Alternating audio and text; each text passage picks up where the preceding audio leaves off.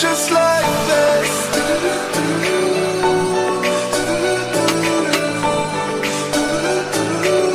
Oh, I want something just like this.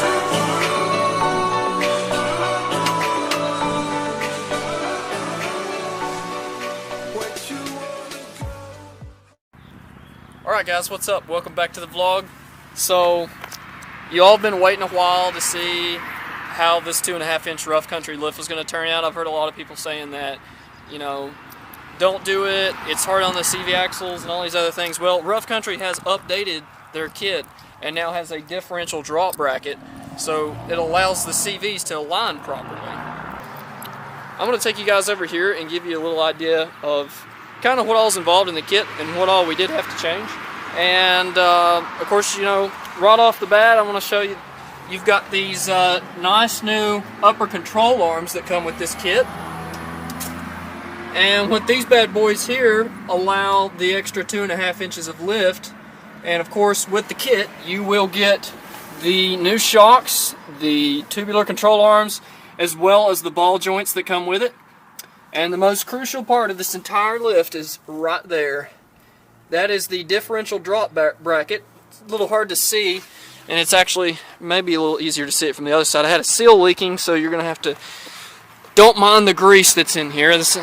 We just fixed this seal. Of course, this is a common thing, but you can see the bracket right there, and it's attached up there at the top where it mounts to, and it dropped at 2 inches.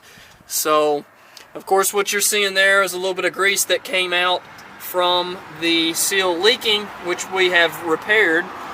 And I did have a local shop do this lift for me. RPM Off-Road took care of us on this one, and big shout out to them. They did a great job. We had a few little minor issues actually come up with this thing so far. So the other day when you noticed me making that video, you'll see that there was a little bit of grease at the bottom of the control arm. And at first I thought maybe it's from where the differential was leaking, and you know, it just got repaired. So I thought maybe, you know, it just didn't get cleaned off real well, or we had something going on, just excess grease from before. However, I've drove it for the rest of the, the rest of the day today, and last night I drove it a little bit too. And the more I drive it, the more it keeps building up. So obviously we've killed a CV axle, or the boot itself has decided to, absolutely just destroy itself. So I'm thinking that the boot is gone, and I am now about to replace the CV axle. But at the same time though, I am going to let you guys get a little sneak peek at this differential drop bracket. She's in good shape. Oh, and it's a good day because guess what? We've got no ABS light or brake light on today. We'll see how long that lasts. But that's kind of a common thing with these trucks. They come on and that's just how it is. So I've had a lot of people asking me, how is the ride after that lift?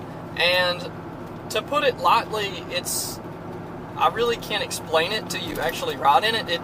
It's stiff. It's not, I won't say it's bad.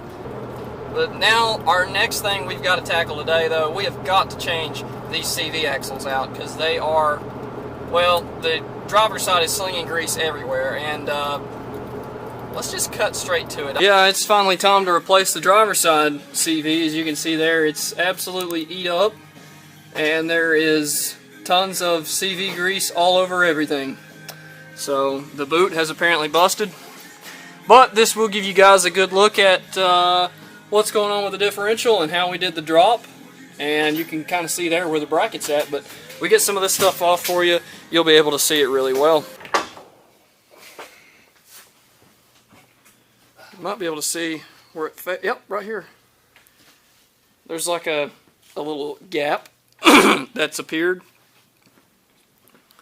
and that's what started that leak, was within this little thrust kind of a bearing that's in there. It just started to crack and bust, and you can see that one's in good shape, and right there's your problem right there. That little crack, it goes away and it's there. There's where your leak started. Alright, so we got everything apart. You can see the differential drop bracket. We're going to put this thing back together, and that'll finish it up. Wow, we lost a lot of diff grease. Alright guys, so we got the truck back together and everything is all squared away. Nice and cleaned up underneath there. You can see the differential bracket and everything. CV put back in correctly. And like I said, it busted pretty much right after I got the lift on. I guess the boot had a little bit of wear in it, so it finally turned loose. I wanted to go over with you guys how much lift I actually gained. And like I said before, we were sitting at about 25 there. And you can see we're at 27 inches to the bottom of the roll bar. So we definitely picked up a fair amount of lift. As well as in the front, I'm now sitting at roughly 39 inches in the front total lift. 39, there may be 38 and 3/4, kind of hard to tell. And then in the rear, sitting also at right at 39, so the truck is dead level at this point. Did crank the torsion bars a little bit in the front to get it level. On this side also, you can see maybe a little bit higher due to the ground, but 39.5. So I'd say that's due to the ground we're on.